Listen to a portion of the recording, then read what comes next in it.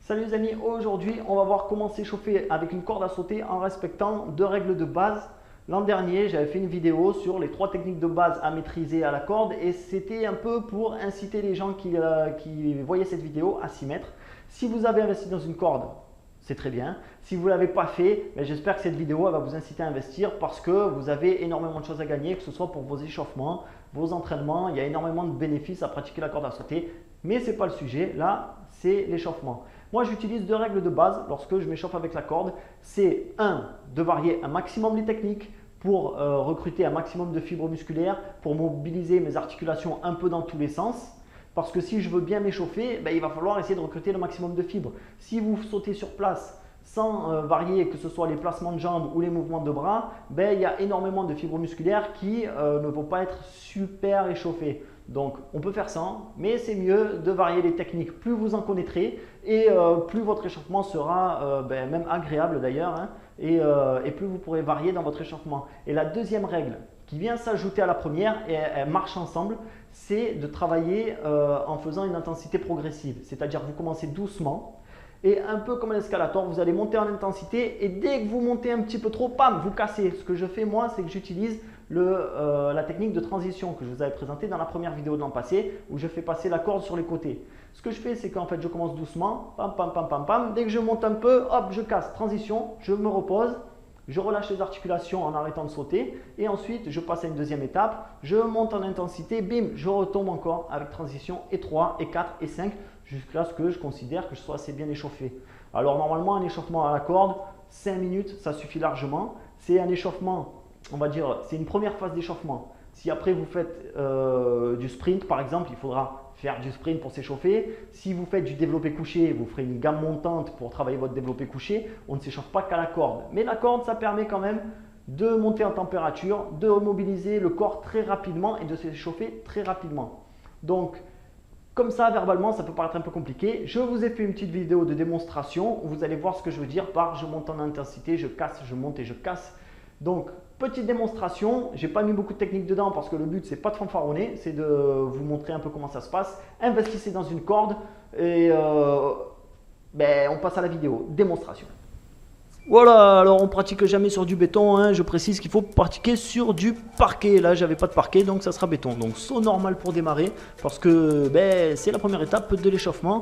Semi-cloche-pied, pour ne pas mettre la totalité du poids du corps sur une seule jambe, mais pour quand même augmenter légèrement l'intensité. Vous verrez que la première étape, c'est beaucoup de semi et de demi. Pendulum, ça permet d'augmenter légèrement l'intensité, de recruter la ceinture abdominale un peu plus. Et demi-ciseau, comme je vous l'ai dit, des moitiés de mouvement juste pour démarrer tranquillou.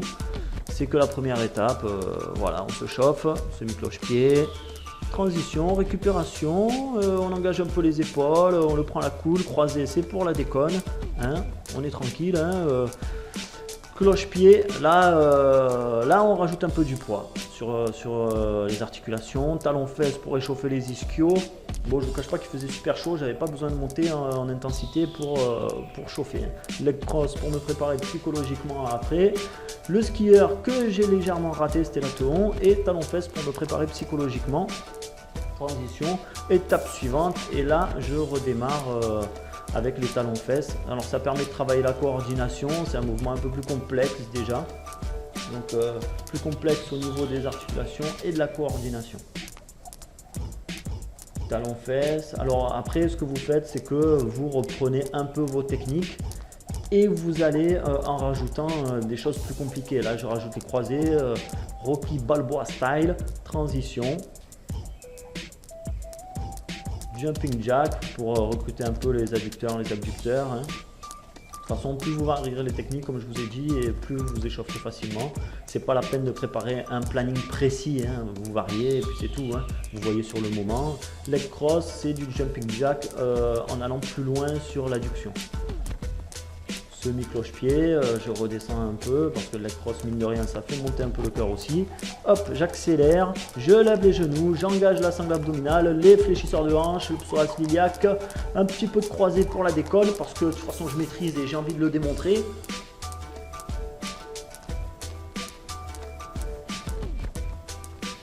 Bon là je me balade un peu, hein. Là en fait je fais un peu ma petite récup, hein. Transition encore une fois, bon je vous avoue que là je suis chaud bouillant déjà, hein.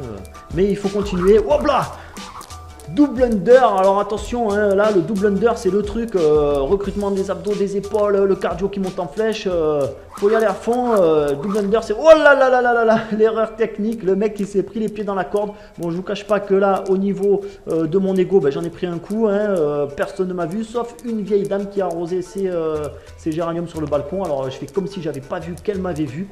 J'essaie de reprendre mon échauffement de manière assez naturelle, mais bon je suis plus trop présent quoi, j'y crois plus.